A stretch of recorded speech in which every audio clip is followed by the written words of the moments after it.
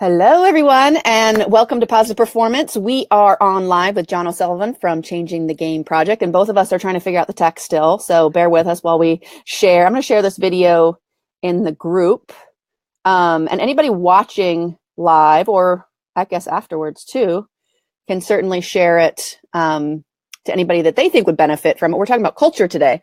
Share in a group. There we go. All right, I found it. You got it? There we go. Look at us. Look at us. Okay, we're in and we're live. Okay, so John, let me get going on a little bit of bio. I think your answers are going to be the main thing that people are interested in. But John O'Sullivan is an internationally known TEDx speaker and founder of Changing the Game Project, which he started in 2012 in order to better educate parents, coaches, and youth sports organizations and put some more play in playing sports. John is a former collegiate and professional soccer player and coach for over 20 years on the youth, high school, and college level. Welcome, John. I'm so excited to have you on the show. I'm super excited to be here.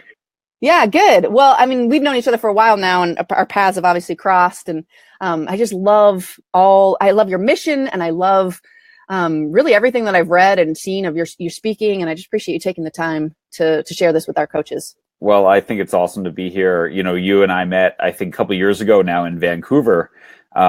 Speaking at a coaching conference up there. And the other person I met that day for the first time was Trevor Reagan, who I was just with in Florida about 2 years ago, working the PGA, and Jay Demerit and his wife as well. Oh, so, cool. It's pretty cool. That whole group has kind of, we're still out there pounding the pavement. Yeah, Trevor, I think, is going to come on, but we haven't solidified a time. I hope so. He's great. Yeah, no, I know a lot of coaches are pretty familiar with your work, and Trevor's as well. So, you know, we talked about last week when we kind of synced up about this, we talked a lot about culture, and then I went in with your online training program, Transformational Coaching, which is awesome. Highly recommend it.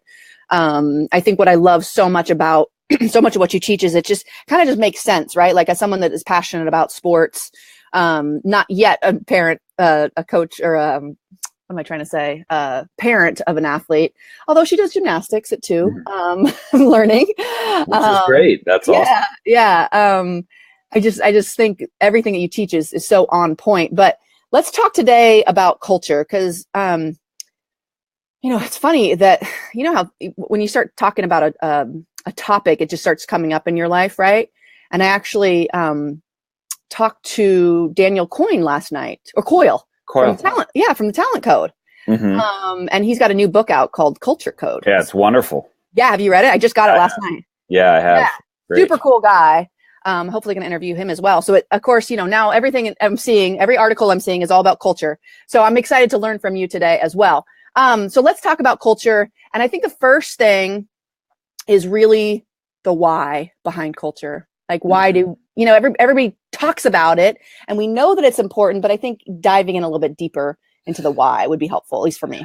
Yeah. So, you know, one of the things that I found about so many coaches, and this was me as well when I started coaching, was that we're really, really intentional about our fitness and our technical work and our tactical work.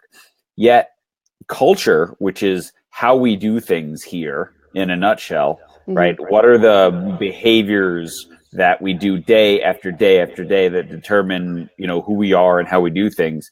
We're often unintentional about those things. You know, we sit there and we ask, you know, we just hope that it takes care of itself. Now, we'd never hope that fitness takes care of itself, or we never hope these other things do, but culture, we just leave to chance a lot. And sometimes it works out in our favor, and sometimes it's a disaster. And so, what we really do is we teach coaches and we teach clubs, how do you intentionally create the culture, the behaviors, the values that shape how you practice, how you focus, how you play, how you recruit if you're in a college program, how you hire the staff that works for you. That's what culture is. And great cultures, whether they're in sports or in business, they do these things day after day after day, and they usually have sustainable success because of it. Whereas people who leave culture to chance, every once in a while will knock one out of the park, and then the next year it all falls apart. So we talked last week a little bit about um, the why of, and, you know, like I said, we have a pretty wide range of levels that we work with. And I know you do as well, from youth to collegiate and even beyond. And so obviously for certain demographics, the parents are more of an issue than others. But talk to me a little bit about how culture affects the parent, let's say, challenge. Yeah, well, the first thing I'll say is that I think language matters, and so when we say we have a parent issue, I don't know that that's a great way to describe it. Like, we think of that as like, I have a termite issue in my house, and so I would need to get rid of the termites. Well, we don't need to get rid of the parents. What we need to do is educate them and engage them in our culture, in everything that we're doing. Because if we do those things, I think a lot of parents act out of fear, right? That they're afraid their child's going to miss out. They're afraid that their child is falling behind. And the only way you can overcome fear is with information and a great culture of love and respect. Parents aren't afraid if they know that their son or daughter is being treated well, if the program is based upon best principles of coaching and child development, if the coach is trusted and builds this relationship of trust with the parents. All these things work well together and get rid of that fear. And when that fear isn't there, your parent issue goes away. Yeah. Right. I'm not saying that there's not ever going to be an outlier parent who won't get it no matter what. But for the most part, what you do is you take that group of parents who's in the middle and you bring them towards, hey, here's how you can help your son or your daughter. And here's how you can help, me as a coach. And if we are working together to support your athlete, that gives your son or daughter the best chance of doing well. Right. I mean, I think that's such a great issue, right? Because you see so much sort of, and before I forget, anybody that's watching live, actually, or after, because John, you're in this group too, post questions and we'll try to get to them. So you can definitely post questions and we'll try to get to those at the end. So much, I feel like with parents is so reactive, and it's like, and of course, so many of us are parents that we can when we really put ourselves in their shoes, like you can understand the irrational reactions that are often seen. And I think understanding on a logical level is not always the best, right? Because you're like, okay, I'm donating all this time in a lot of cases, right? Like, it's not just about you, and like you're not teaching your kid a very good lesson by like constantly trying to bail them out. And yet from a logical standpoint, it doesn't make any sense. And are all these people crazy? Of course not, right? No. It's all emotional. Yeah, and of course, we recorded a podcast with a woman named Jenny Levy, who's the women's lacrosse coach at University of North Carolina. So she was an All-American player. So was her husband, multiple-time national champion as a coach at one of the best universities in the country, working alongside people like Dean Smith and Roy Williams and Anson Dorrance and all these other legends in sport. And, she talks about with their own kids, if it's an issue with the coach of X's and O's, right, that we just don't necessarily think that that's a great practice or your tactics aren't good, we just leave it because that's the coach, right? That's what you deal with as the coach, and that's fine. And if we undercut that coach, that's a problem. We're undercutting the lessons we teach our kids. But if it's an issue that sort of goes against the values that we hold at home, the things that we teach, sports is supposed to be an extension of those. And if the coach is doing things that go against those values in terms of, bullying, disrespecting officials, berating kids, cursing, whatever that is, then we intervene, right? Because this is no longer a coaching problem. This is a human problem, right? That we would never allow a teacher in school to do that. So why would we turn our blind eye to a coach? Mm-hmm. Yeah. Interesting. Okay. So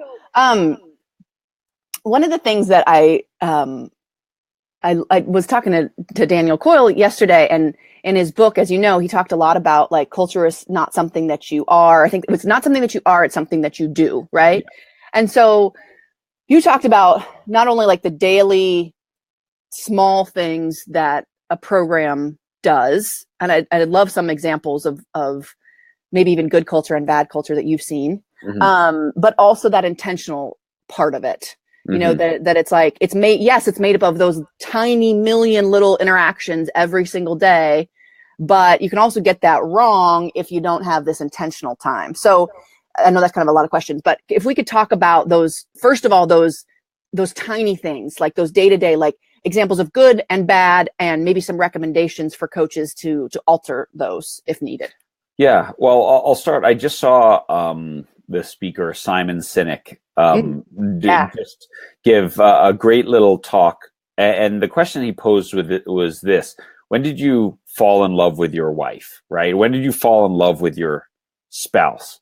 And it's not like one moment. It's a collection of little tiny things over time that all of a sudden you're like, man, I love this person. This is just awesome, right? And I think with leadership, first of all, it's the same way, right? I work with team captains, and leadership isn't wearing an armband. It's a series of little things done with great love over time that people will follow you no matter whether you wear the armband or not.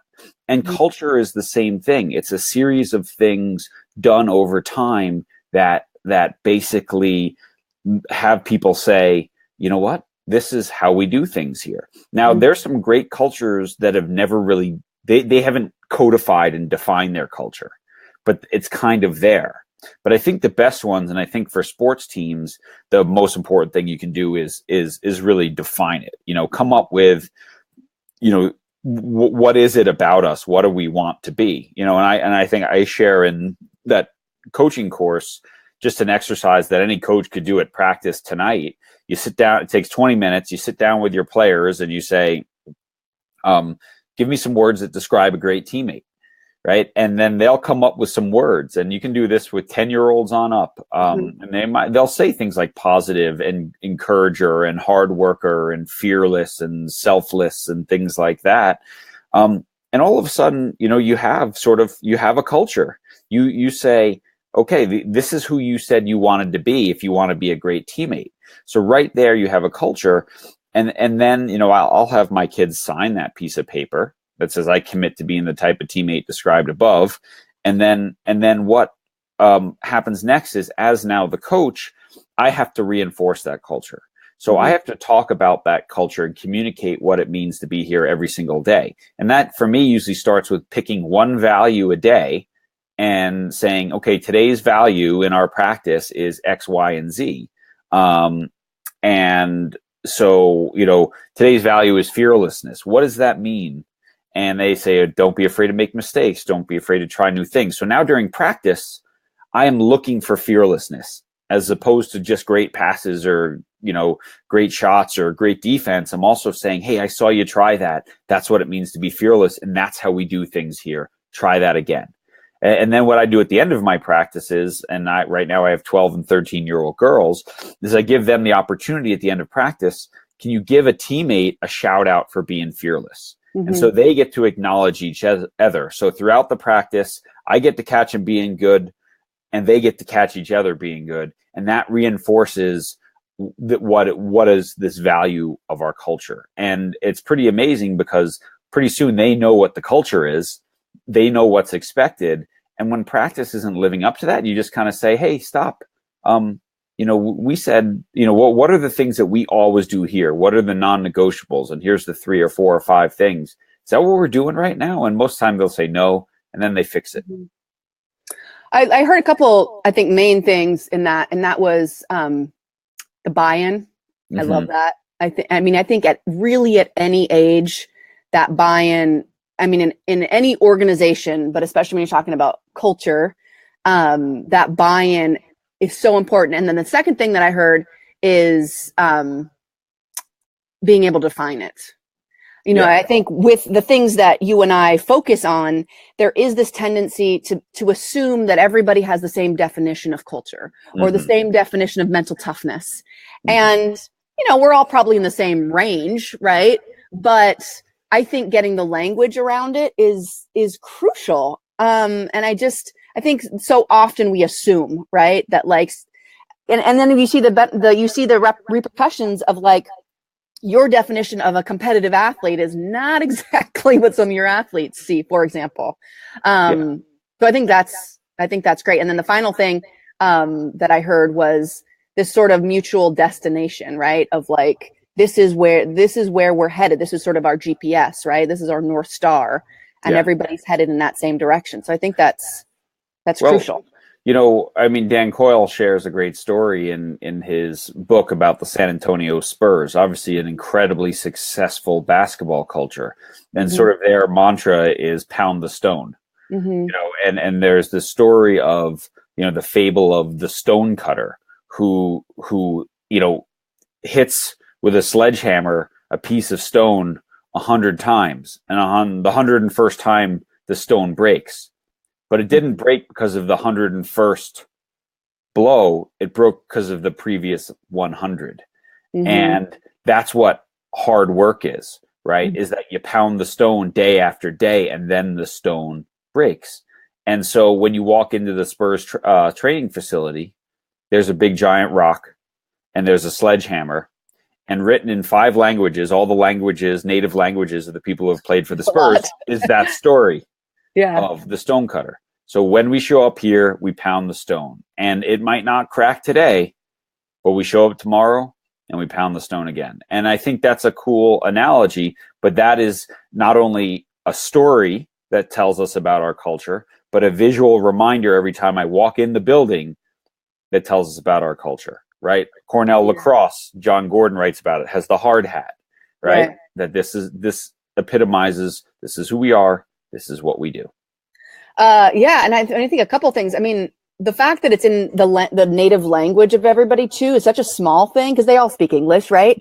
And yet just that extra level of like respect for their culture and their history is pretty powerful too. You know, they could have easily not done that. Right. We're in America. We're in Texas. You know, it was funny. I was talking to a really good friend of mine. He's an American guy, and he's a professional soccer coach in Spain. And we were talking last night when I was in the airport because he's just back visiting the U.S. here for a quick visit. And he was just saying his Spanish isn't great and how hard it is. You can teach soccer, but how hard it is to connect with an individual when you don't speak the language or when you're working through a translator. And just that connection doesn't come across. And, you know, how important it is to learn that native language. Now, I'm not saying Greg Popovich speaks German and Spanish, and well, maybe he does, maybe he doesn't. I don't really know. But at least the fact that, you know, that we care enough in this culture that this story is translated for you, so you don't miss any of it. You know, and that's really important. Yeah. The other thing that I heard you say with all this stuff is the importance of storytelling. You know, and my hypnosis training, of course, that's such a big part of really how, and we talk about like this, or a lot of times irrational fears or irrational, I mean, a lot of our emotions are irrational, right? That's kind of the definition in many cases, but how we can logically tell someone to get on board, or they need to buy in, or they need to work harder. And yet the brain really doesn't hear that on a deep level, right? And so this importance of storytelling, I think, it sounds so soft, you know, and yet when you really think about sports, I mean, sports are made up of all these fables and all these historical references, and I think that storytelling is so powerful. Yeah, it's massively powerful because it engages all the parts that make us move. One of my favorite all-time books, and I think this is an incredible book for any coach to read, is called Switch by Chip and Dan Heath. And, you know, sort of this idea of how do we make change when change is hard? Right. Well, let's say we're running a sports club and we're trying to change how our parents are behaving on the sideline. And I use this analogy in the book of, when we're talking about, changing behavior, we have, the rational part, which they call the rider, and then we have the emotional part, which they call the elephant, right? And the rider on the elephant, our rational mind can pull the elephant in a certain direction for a little while, but eventually that elephant's going to go wherever the hell it wants. Yeah. Right. And that's us as well. If we're trying to change behavior within our team, we can appeal to the rational mind, but we also have to appeal to the emotional piece. And that's what stories do. They appeal to the emotion of, this is why I'm doing this. And when you get the emotion and the rational part moving in the same direction, and then you provide them with a good path forward, right? We're going to do this, this, and this, and we're building towards this. That's how you get a group of people working together for a common goal.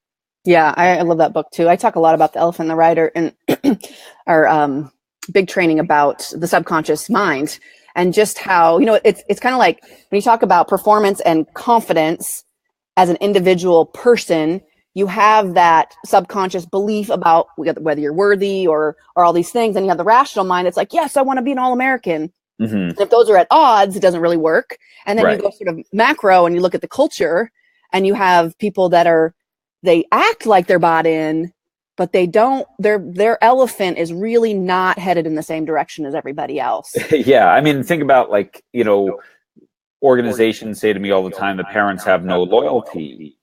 And I say to them, well, what are you giving people to be loyal about? Well, we're developing players. I'm like, okay, that's the rational piece, right? We're player development, technical skill, whatever. But what's the emotional piece when the neighboring club is going, imagine your kid getting a scholarship.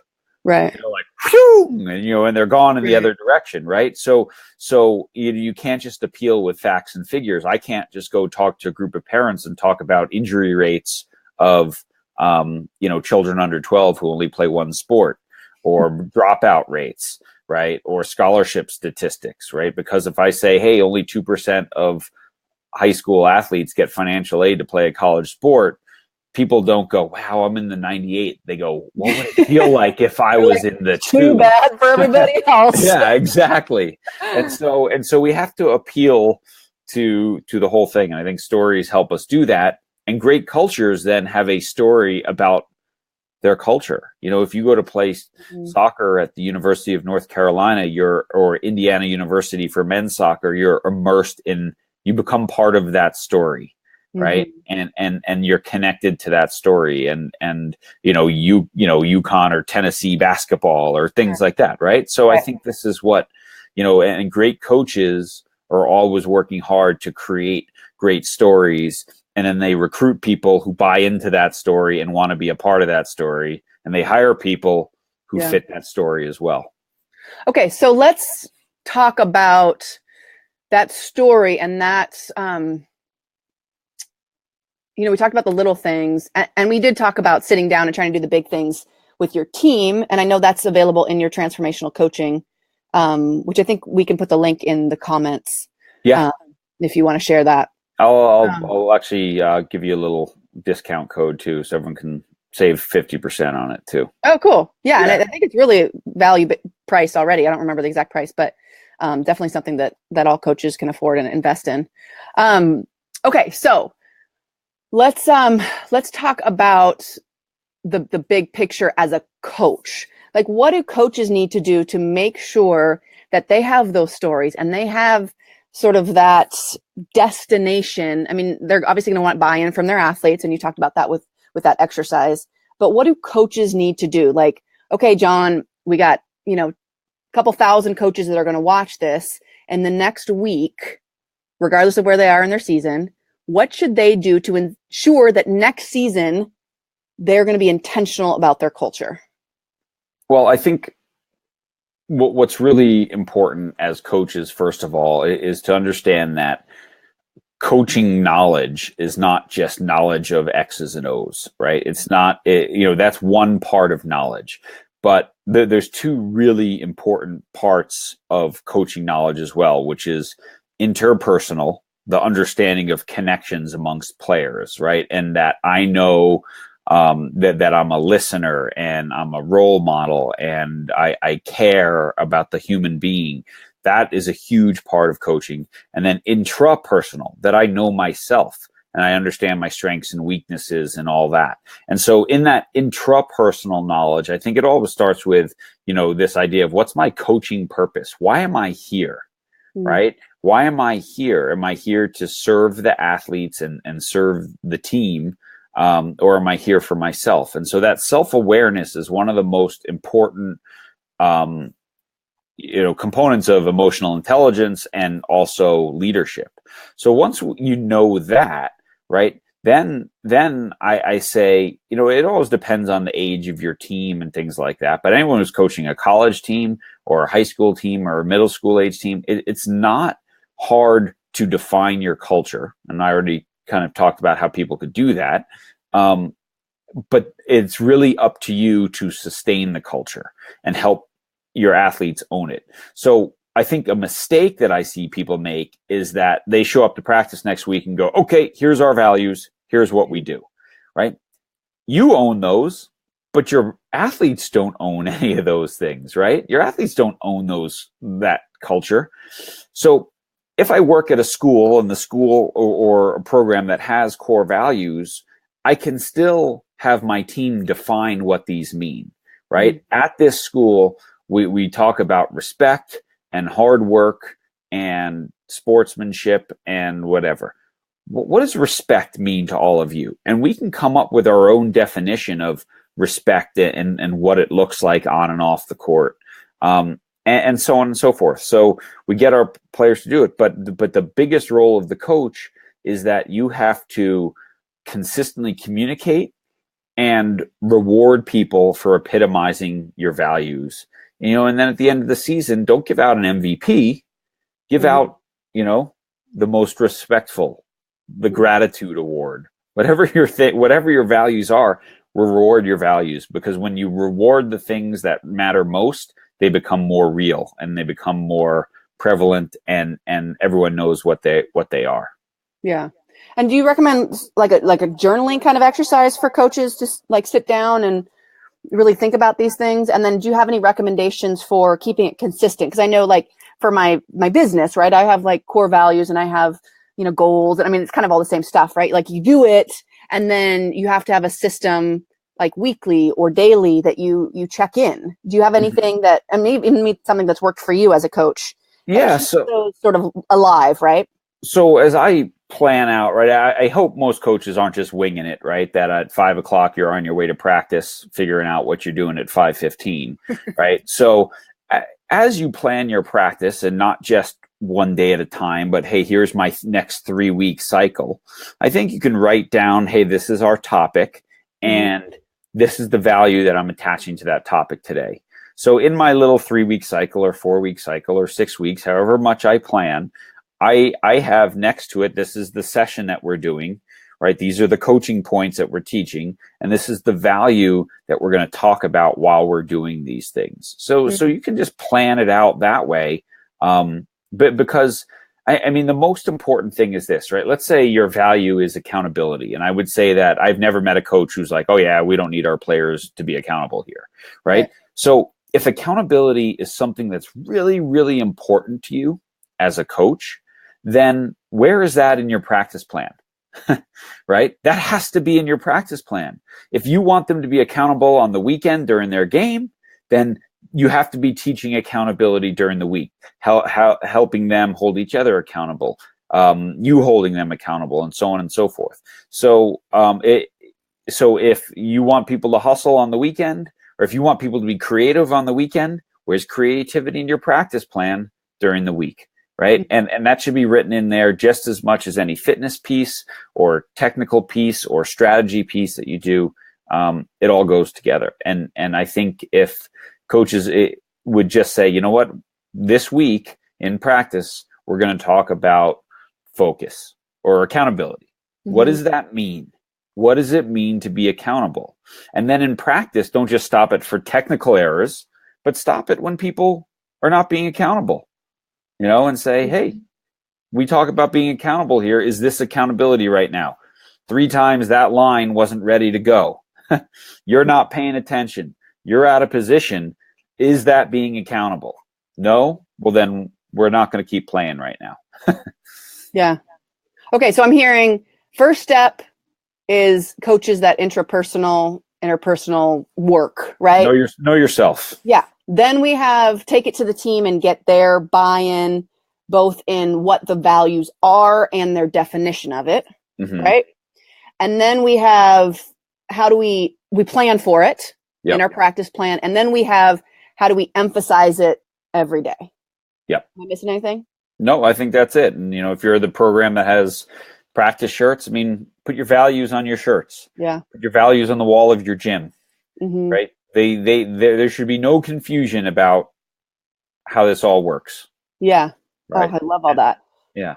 Yeah. Okay. So, talk to me about, I know in your transformational coaching, I have a couple more, detailed questions, but Sure. Talk to me about sort of high level when you're talking about the 3 C's, and obviously one of those is core values, I think. Is that the right word? I know it's values, but it's, or character we talk character. about. Okay. So, talk to me about that sort of big picture of how those all work together. Tell me what 3 C's are, because I obviously got one wrong. And then how they all work together. Sure. So the idea behind creating this little online course that just takes 50 minutes is, I think it's an introduction to the part of coaching that we miss. As various sports have taken on, soccer trains the soccer coaches, and basketball trains the basketball coaches, and baseball trains the baseball coaches. Coaching has become very sports science-y. Right? It's all about periodization and training plans and all tactical stuff and technical stuff. But really that makes you an instructor or a technical trainer. Coaching is the C's. It's the interpersonal relationships and the athlete outcomes that really matter. So basically what we felt is that most coaches, when they go, I'm going to learn to coach, get told how to organize a practice, how to stop the play, how to make a coaching point, and get a couple practices to run. But honestly, if I had 30 or 40 or 50 volunteer coaches working under me, I can take care of that here's your curriculum, here's 5 practices, run them each 4 times over the course of the season. Right. That's all you have to do, right? Yeah. So what's the part that you need to realize, which is really these 3 C's that we teach in this coach, which is connection. So how do you build stronger connections with your athletes so that, they don't care how much you know till they know how much you care.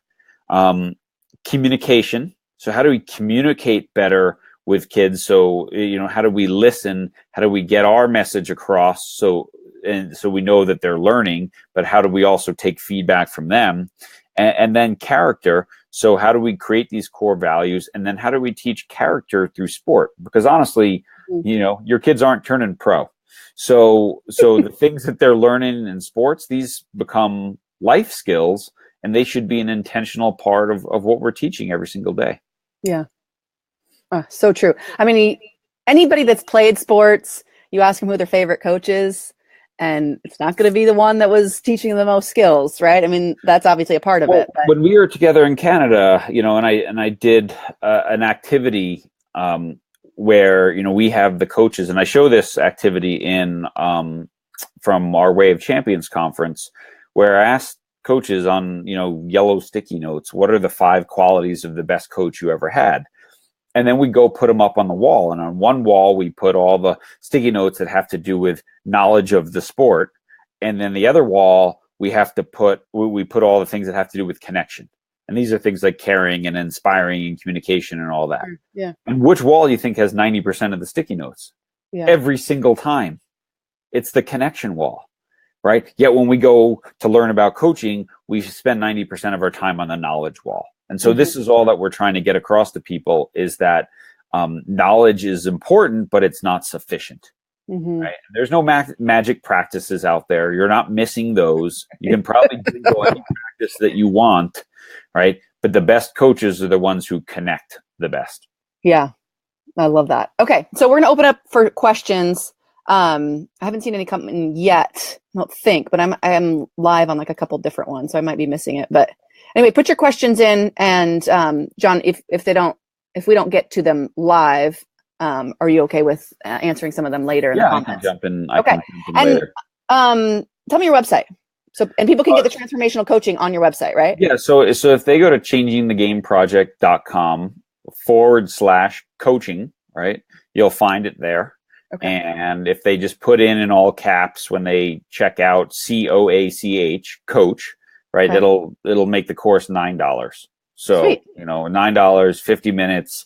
And it's really practical. Reed and I worked hard to sort of, in each little quick section, there's an activity or two that you can do with your team to do these things, to build connection, to communicate better, and to develop character. And so we worked really hard on that to say that this isn't just more information, right? Here's some really practical tools that you can use to become a better coach. Yeah, awesome. Thanks for offering up that discount. I know that's a really good value for people.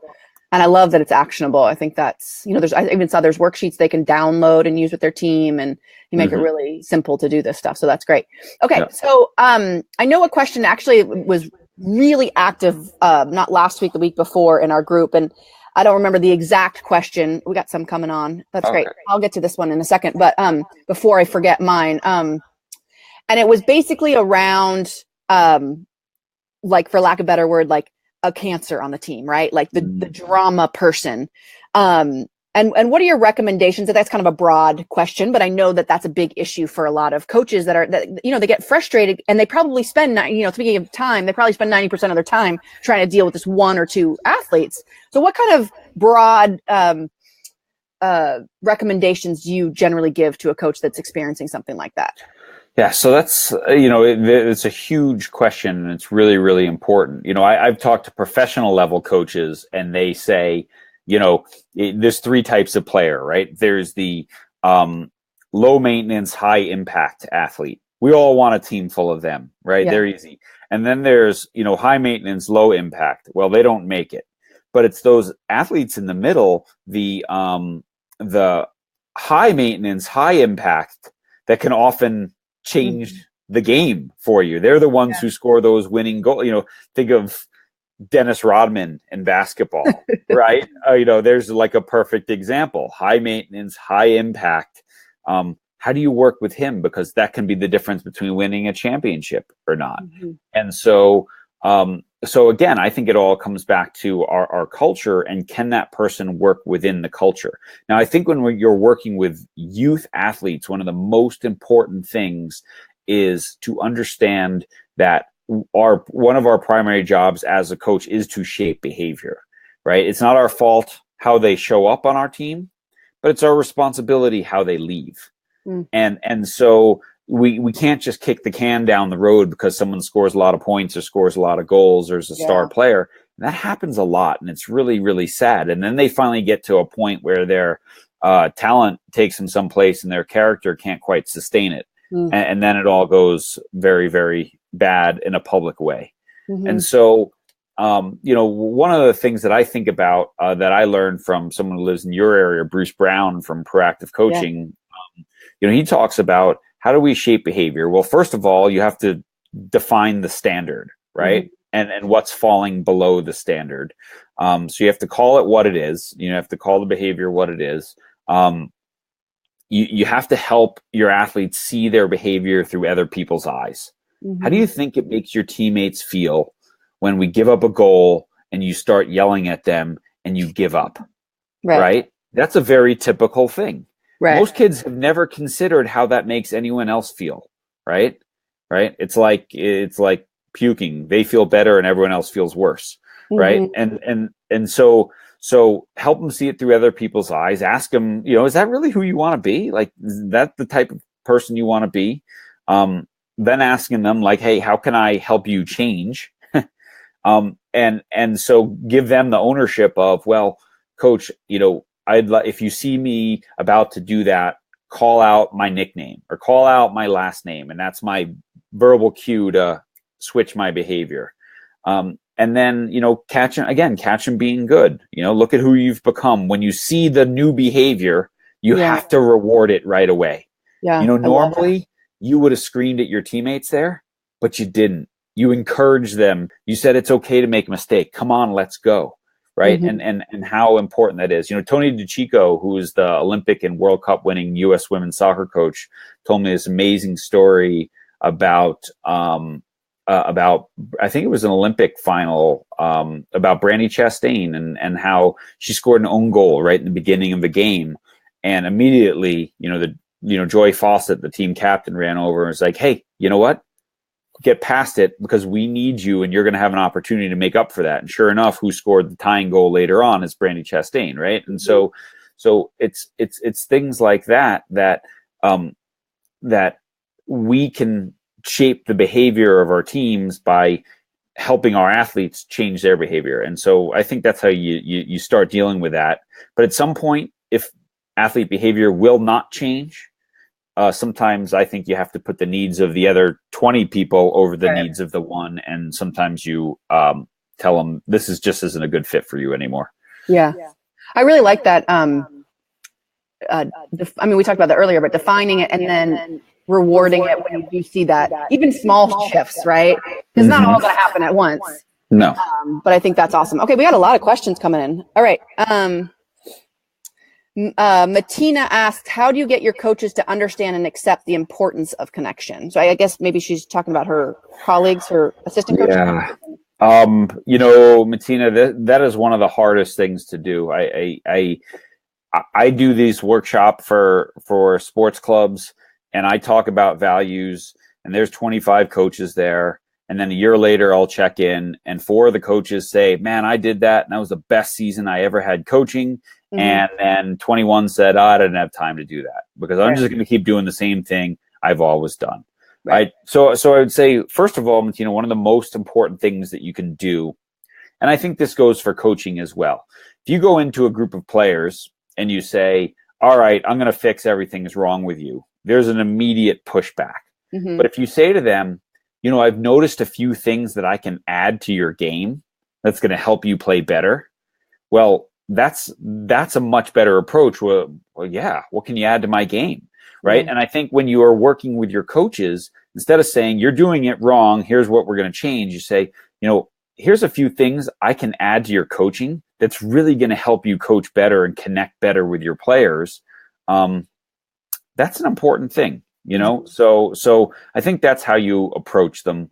And then, you keep pounding the stone, you just keep going. And then, again, Chip and Dan Heath, reward your bright spots, right? When you have coaches who have connected better and have made a difference, highlight their work, celebrate the things that you think are important.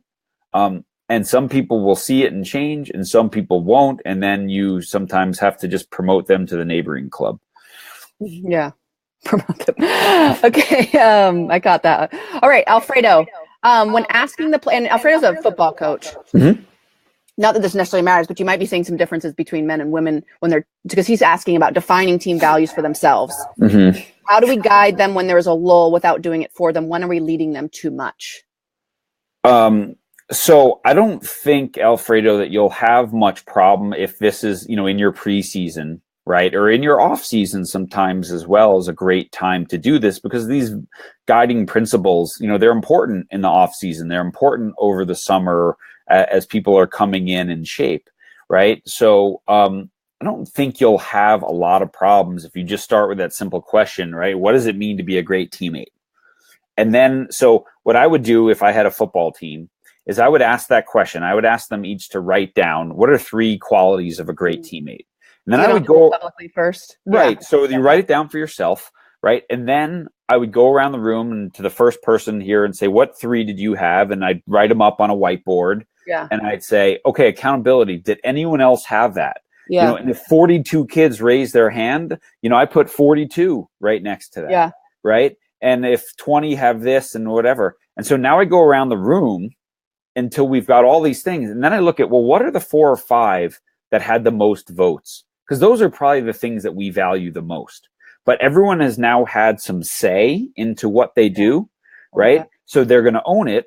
But then I say right in front of them, hey, 42 of you said accountability, 39 said respect, 48 said hard work.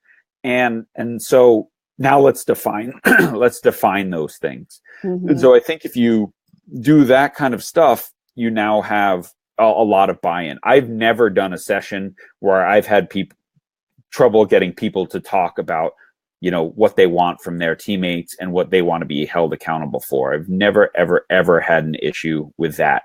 And the more players you can involve in the process, the more buy-in that you'll get. If you just take 14 captains and do it, it becomes 14 captains' values. And a lot of people, you'll have the people who go, well, I didn't say I want to do that. But if you can involve a lot of people, it's pretty powerful. Yeah, I like that recommendation to use sort of journaling in a way if need be. Okay. Scott asked, how do you recommend getting a youth player to believe in themselves and have them try new skills they learn in practice in games? So was that Scott, you said? Yeah. So, Scott, first of all, I think, when you're talking about their like resilience and, the mental strength and the confidence to do things, you have to think about the fact, a lot of coaches come up to Jerry Lynch and myself and say, hey, we want to hire you to work with our team and make them mentally tough. And our first question is, are you creating an environment that allows them to be mentally tough? Right. So first of all, if you want people to try new things in games, there can never be any correction. You can't criticize a kid for missing a shot if you want them to shoot. And you can't criticize a kid for trying a new move and giving the ball away. And so this is what happens a lot, is that we all week in practice, we say, try new things. And then on the weekend, kids get punished for trying the things we said we want to do in practice, right? Well, we said we want to pass the ball out of the back in soccer. And all of a sudden we try to do that and we give it away and we get scored on and all the parents get mad and all the coaches get mad. They're not going to try new things. Right. Then I would say number 2, understand this, that one of the biggest mistakes that we make in North American coaching is this idea that before we play the game, we have to layer on all these skills, right? You can't play soccer until I teach you 52 different moves. But guess what's going to happen in the game? Kids default to the 1 or 2 things they're really, really good at. And so I ask people this: when's the last time you saw Lionel Messi do 3 step overs on a player? You haven't, because he doesn't do it. What does he do? He dips his shoulder one way and he runs right past you every single time. And you know what he's going to do, and he's going to do it anyway. Right. So, what's the point of, you're going to say to Messi, no, now Messi, listen, we worked on step overs, no. So let kids do what comes natural to them, what's implicit to them. And then if they are failing with it, right, then you maybe say, you see how you're not having success there? Let me add something to your game that maybe will help you solve that problem better. You're far more likely to get them to do it. Well, it makes me think of what you talked about earlier. Like, if fearlessness or something like that is a cultural value, then reinforcing it in practice and saying, that was great that you took that risk. Yeah. But in games as well. And again, this is where you have to engage the parents. You have to go over them maybe before the game, and you huddle up the parents before the kickoff and you say, hey, we've been working all week in practice on trying to pass the ball out of the back. So when you see that happen, please cheer for it.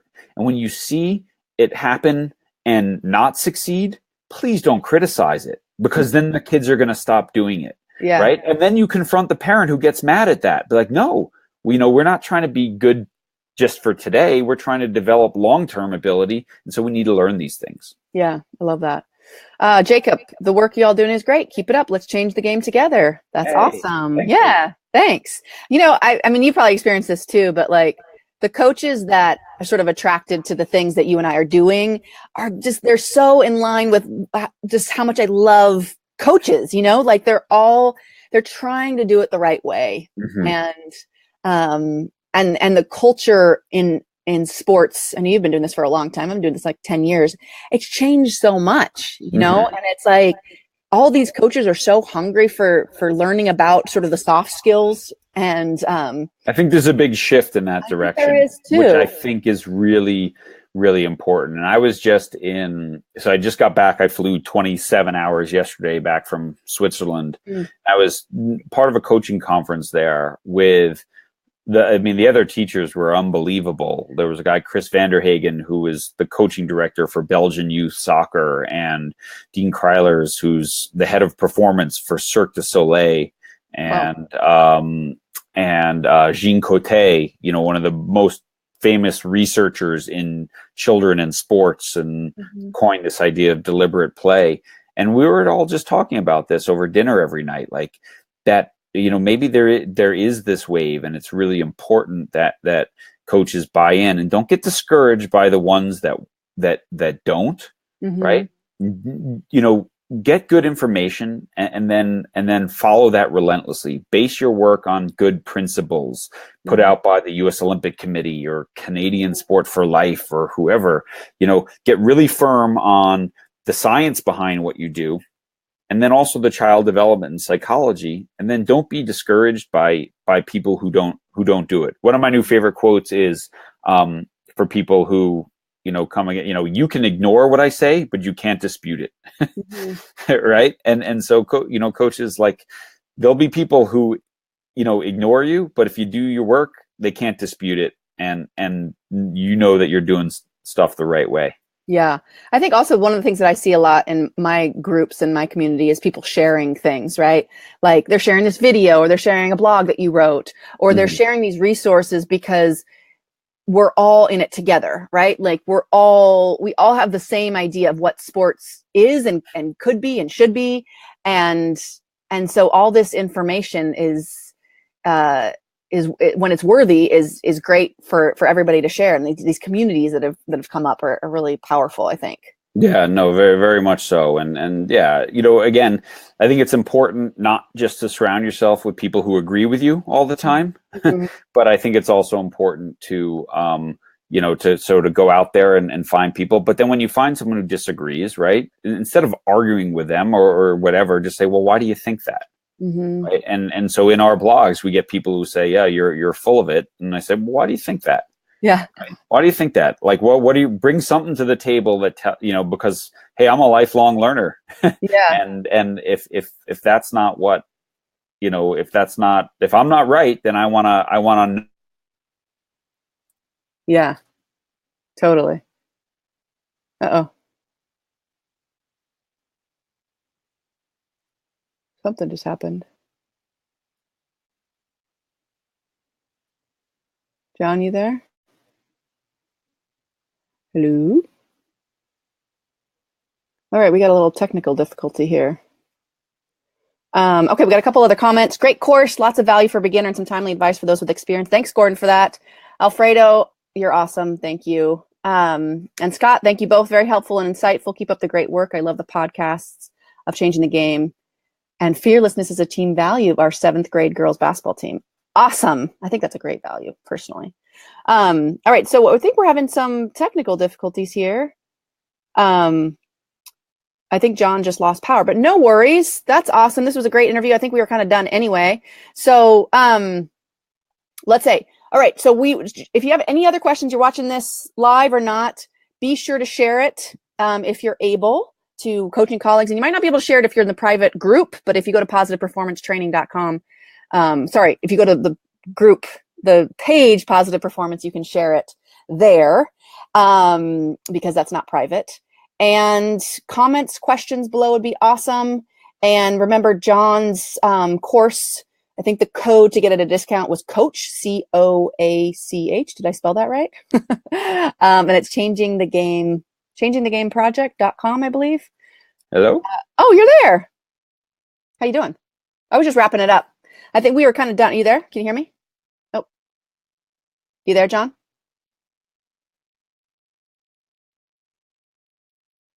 I can see you. Can you hear me? I think he lost power. Tracy. Hey. We were kind of done. Are you there? Yeah, I'm back. Sorry about that. Cool. No worries. I was just reading some final comments and reminding people that they can get your. Can you hear me? I can see you. I know. I'm sorry. I don't know. No worries. Yes. You can hear me now? Yeah. Okay. Well, anyway, we're wrapping up anyway. Yeah, John. Sorry about that. Cool. No Thank worries. I was just reading some final comments and reminding people that they can get your. Can you hear me? There's a delay. I can hear you now. Okay, you can hear me now. Oh well. Oh, I'm sorry. I don't know. No worries. Yeah. We're done. All right. Thanks everybody for watching, and be sure to put your questions and comments in the comment section below. Thanks. Bye.